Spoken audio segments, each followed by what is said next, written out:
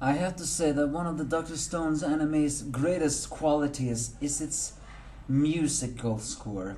Its musical score surprisingly works very effective in scenes, whether if it's of scenes of awesome, heartwarming, or just plain sadness. And I have to praise them enormously for that. They are, I don't know who composed because I'm not looking into that, but it works. It really does work. It's the Angry Anime Fan, and as you all know, this is the Dr. Stone episode 5 of the anime. Last time Tsukasa delivered the fatal blow on Senku, and this time we see it. As Senku's lifeless body falls, Taiju and Yuzihara can only cry. They think back of the time Senku talked trash about a strange magical book made by an mentalist. His name, I'm not sure if his name was there, but we saw a picture of him. As Taiju and Yuzara cries for the doll, Taiju suddenly picks up a very large boulder, but not out of rage to avenge Senku, as Tsukasa thinks that the first he's gonna do. He says to Yuzihara that he is completely calm and they need to do this together. And so he throws the giant stone up in the air. Noteworthy that this stone is almost as big as his own human body, so this goes a little bit hand in the hand with the unrealistic strength of the team. And I have to say, I really love it. It's he throws it so high up in the sky and says goodbye to Tsukasa. As when the rock falls, the rest of the gunpowder crackles and explodes, but Tsukasa managed to avoid that. However, he realizes that Taiju never wanted to kill him. Because Taiju is a pacifist, he doesn't really like killing. But he just threw it up in the sky in order to will cause a distraction.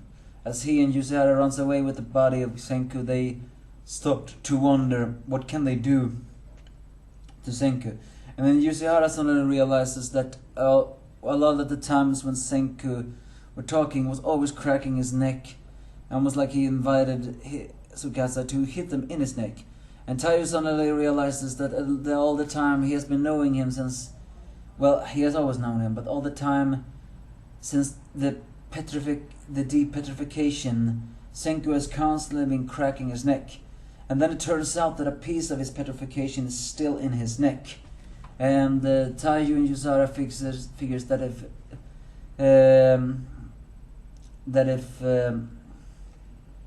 Tsukasa did hit that piece of the neck without even knowing it, then perhaps there is a way for Senku's neck to be restored. As they pour the miracle thing on the thing and it breaks apart, Taiju can only cry for his friend to wake up. As we are then taken to the flashback on when Senku woke up 6 months prior to, or no, technically it's 1 year and 6 months prior, because 1 year has passed for Taiju and Senku to do the formula, but 6 months before Taiju woke up, he had counted to the rightful spring, and Senku realized that he had to wake up there. And for some strange miracle he did. He immediately started to create a portion of where his body laid, as well as writing down the exact date of the new time, 5319. He also meets some monkeys, and this is actually a pretty comedic scenes. The monkeys get voices just to create the situation, but since they haven't seen a human before, they immediately panics.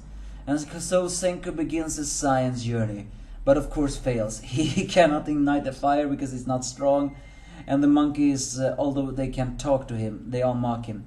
Eventually Senku creates the fire thanks to combustion, and he's always called the smooth and shiny monkey in this situation. It is kind of comedic scenes.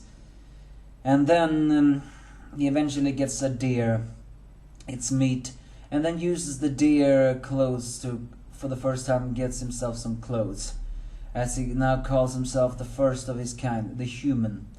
Although is he really the first? Well, there was that smoke signal. But yeah, again, the musical score that Senku had died in that moment there, I have to say, I felt affected. It really worked. The awesome situations also when they were running away, when Taiju threw the rock and when Senku was breaking apart. I'm giving the music score a perfect a 9 out of 10 here in my book. But other than that, well, things are a little slow, but also exciting. I want to know what is happening more, but now we're gonna have some flashbacks. I'm not even sure if that is relevant. Why do we have to see Senku and his struggle? But I guess it is to show just how much of a dedicator Senku can be.